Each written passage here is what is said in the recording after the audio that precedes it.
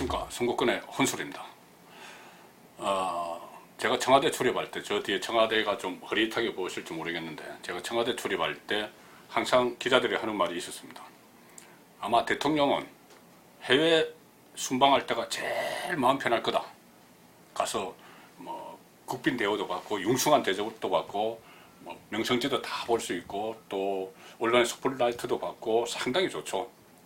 전용기, 특별기 전용기를 타고 가서 또 여러 가지 문화 행사 같은 거 체험하지 못했던 행사들도 다 체험하고 힐링이 되는 겁니다. 힐링 되는 거죠. 물론 뭐 사안에 따라서는 해외 출장 중에서도 좀 골치 아픈 뭐 이런 일 때문에 가는 경우도 있습니다. FTA 문제나 뭐 가는 경우도 있지만은 이번에 문재인 대통령 동남아 3개국 순방 그런 일 아니었습니다. 국빈 방문, 공식 방문, 국빈 방문하면 상당히 융숭한 대접을 받죠. 자, 동남아 3개국 순방 마친 문재인 대통령 지금 귀국했습니다. 저 뒤에 청와대에 있을 겁니다. 그 해외여행 때 가장 편안했는데 정말 머리 아픈 문제, 그동안 뭐 숙제처럼 밀어놨다가 외국 갔다 와서 더 악화된 문제가 있죠. 조국 법무부 장관 후보자 문제입니다. 제가 며칠 전에 문재인 대통령이 노발대발했다, 경로했다 이런 소식을 전해드린 적이 있습니다.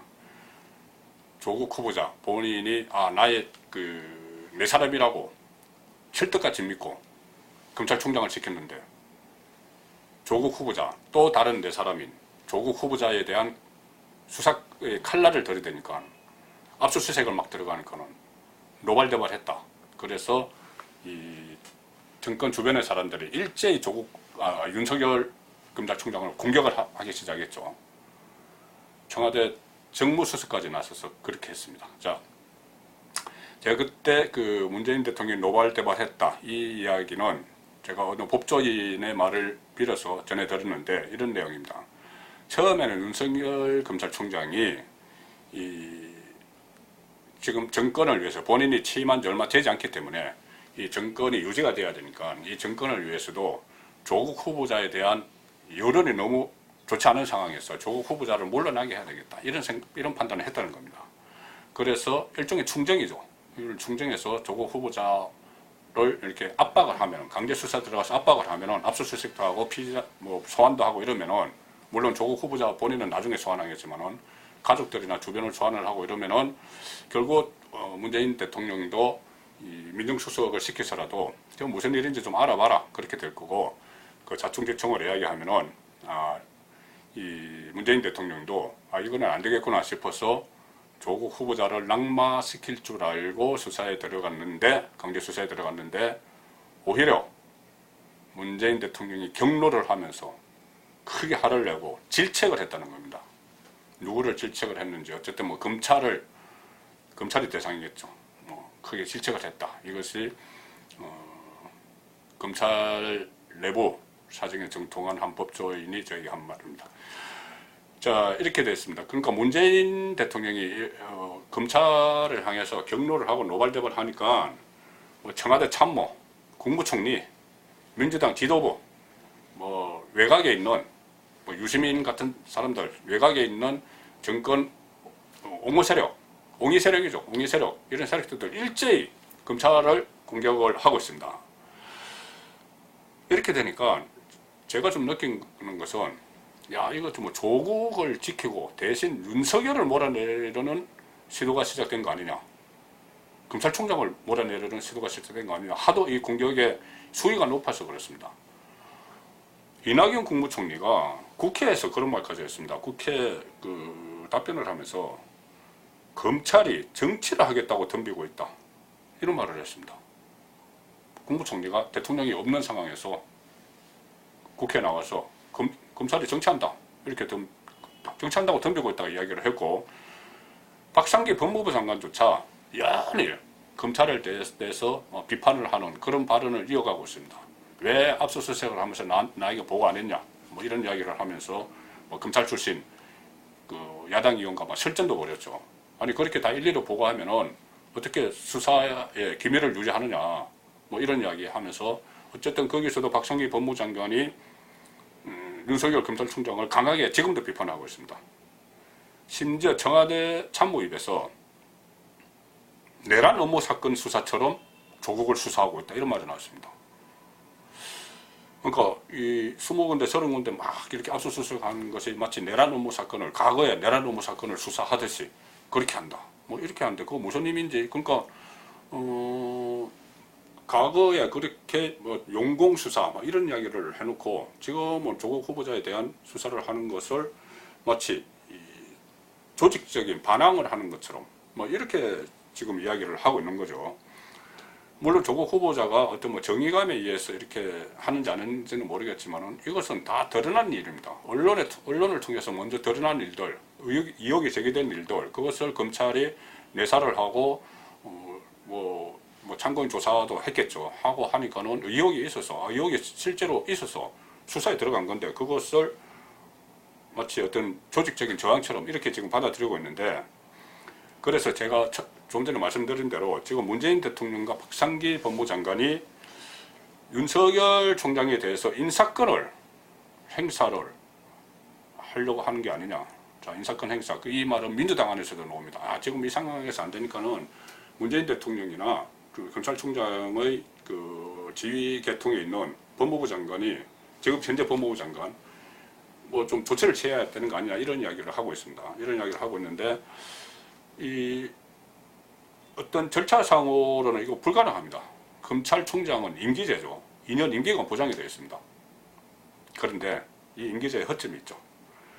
자, 지금까지 그 1988년에 검찰총장 임기제가 도입된 뒤에 21명의 검찰총장이 있었습니다.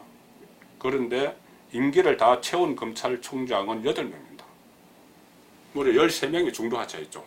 검찰총장이 임기를 못 채우고. 이것은 전부 다 정치적인 이유였습니다. 가장 대표적인 사례가 어떻게 보면 지금과 비슷할 수가 있는데 노무현 정부 당시에 그 지금 국회의원 천정배 국회의원이 법무부 장관이었죠.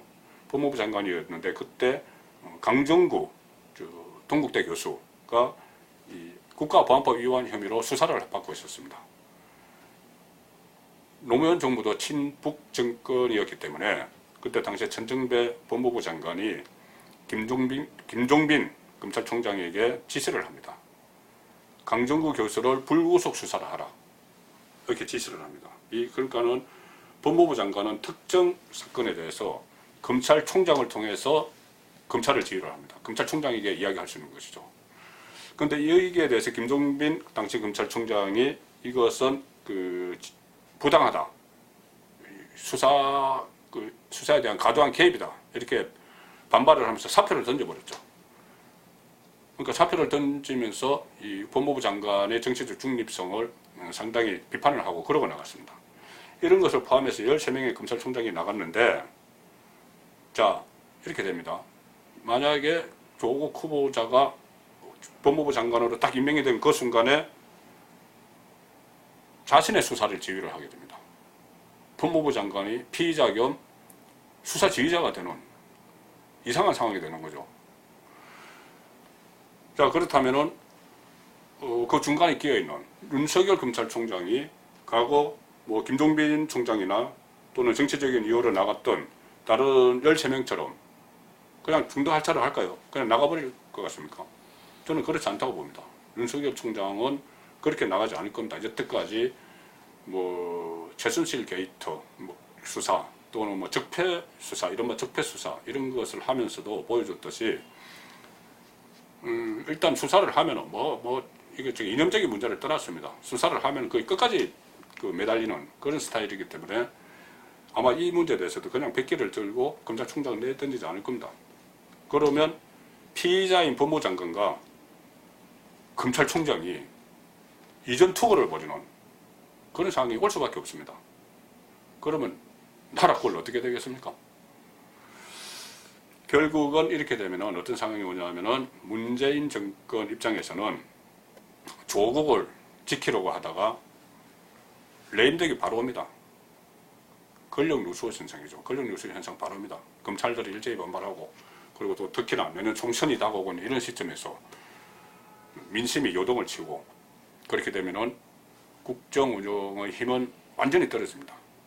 그렇게 되면은 일본과의 지금 무역 전쟁 또는 북한의 계속된 미사일 발사, 미국의 한국 패싱, 또 어려운 서민생활 이런 데 대해서 정부가 아무 역할도 할 수 없이 그냥 허수아비 정권이 되어버릴 수가 있습니다.